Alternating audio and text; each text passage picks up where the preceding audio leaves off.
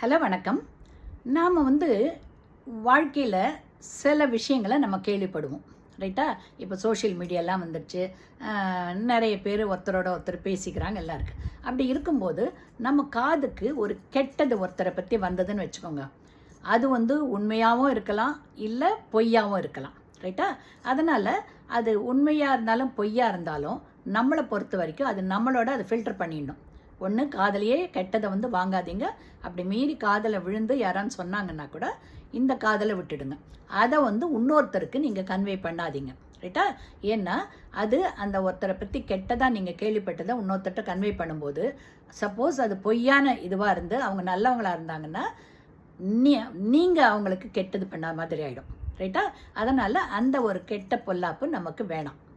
அதனால் அது உண்மையாகவும் இருக்கட்டும், இல்லை பொய்யான செய்தியாகவும் இருக்கட்டும், கெட்டதை நாம் எடுத்துக்கவும் வேணாம், அதை இன்னொருத்தருக்கு கன்வே பண்ணவும் வேணாம். நம்ம நல்லவங்களாகவே இருக்கும், ரைட்டா? ஆனால் இதுவே ஒரு நல்ல விஷயம் அவங்கள பற்றி நமக்கு யாரை பற்றியானு வந்ததுன்னு வச்சுக்கோங்க.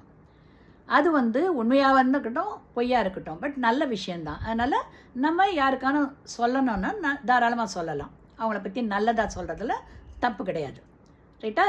அதனால் ஆல்வேஸ் நல்லதை நம்ம செய்யலாம், கன்வே பண்ணலாம். கெட்டதை கன்வே பண்ணக்கூடாது, whether it is true R not.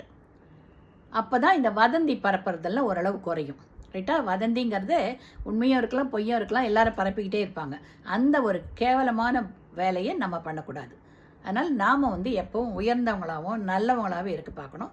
யாரான நமக்கு ஏதாவது கெட்டது சொன்னாங்கன்னா அதை பற்றியே நமக்கு தெரிஞ்சவங்களாகவும் இருக்கலாம், தெரியாதவங்களாக இருக்கலாம், ஒரு அரசியல்வாதியாக இருக்கலாம், இல்லை cine actor, whatever it is, ரைட்டா? கெட்டது சொன்னாங்கன்னா நம்ம அதை கன்வே பண்ணவே வேணாம். பிரெயின்லேருந்தே இரேஸ் பண்ணிவிட்டு நம்ம பாட்டுக்கு வேலை பார்த்துட்டு போகலாம். நல்லதாக இருந்தால் நம்ம மனசுலையும் வச்சுக்கலாம், அது ஒரு எக்ஸாம்பிளாக எடுத்துக்கலாம், மற்றவங்களுக்கும் நம்ம கன்வே பண்ணலாம், ரைட்டா? இந்த ரெண்டுத்தில் அந்த குட் திங்கை மட்டும் நம்ம ஃபாலோ பண்ண கற்றுக்கணும், ரைட்டா?